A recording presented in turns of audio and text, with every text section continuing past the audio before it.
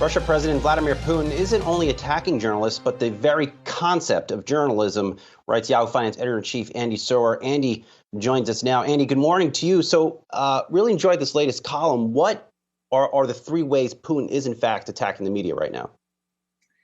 Yeah, Brian, it's really a very dangerous and difficult situation, not only in Ukraine and Russia, but globally, if you think about it. And first of all, as you've suggested, Vladimir Putin and the Russian forces have been killing journalists in Ukraine. Just last week, 3 journalists were killed, 4 total overall that we know about. 1 is missing. It's other journalists have been robbed, targeted, shelled. It's unclear whether they're being specifically targeted as journalists, but let's just acknowledge that it's a very, very difficult environment. Every war is, but this one in particular, there's no front, and Russian forces obviously not happy to see journalists there. The other 2 areas are closing down the media in Russia, and we can talk more about that. And then, of course, corrupting media worldwide.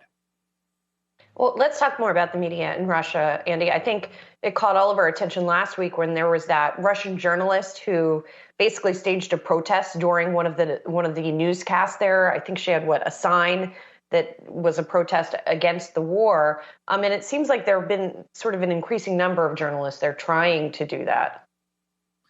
Yeah, incredibly brave of her to do that, Julie. And in fact, all journalists in Russia have to be incredibly brave because, frankly, being a reporter in Russia is akin to a death wish. Hundreds of journalists have been killed, murdered over the past 3 decades.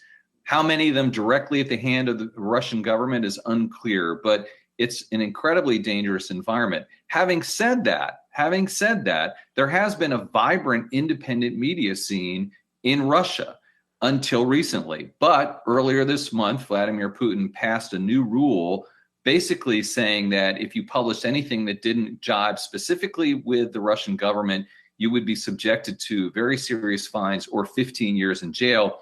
And of course, murder is hanging over that. So now all independent media is being closed down. Basically, as one source put it, everything except the propaganda. As far as social media, outside social media like Facebook and Twitter, Instagram, they're being either throttled or shut down completely there. Andy, is there a way for journalists to fight back? Yeah, and this sort of speaks to, first of all, the worldwide campaign, Brian, that Putin and the Russians have been waging against the West, the United States in particular. We know about them corrupting social media like Facebook, Twitter, and YouTube with fake posts, fake campaigns, fake accounts. Everything from Black Lives Matter to Blue Lives Matter, pro-Trump, anti-Trump, pro-Biden, anti-Biden. They've corrupted and been involved in all these debates. And I think really what we have to understand is that it's important for us to go and use legacy news organizations that are vetted and verified, and they're doing tremendous work, everything from the Wall Street Journal to the BBC to the AP and Reuters. And so if we vote with our eyeballs, essentially, that's one way to fight back and stop, paying attention to things that are unverified and just, well, someone told me this and I saw this on the internet and I'm not sure that it's true, because that's where Putin can win and not with these news sources that we know are legit.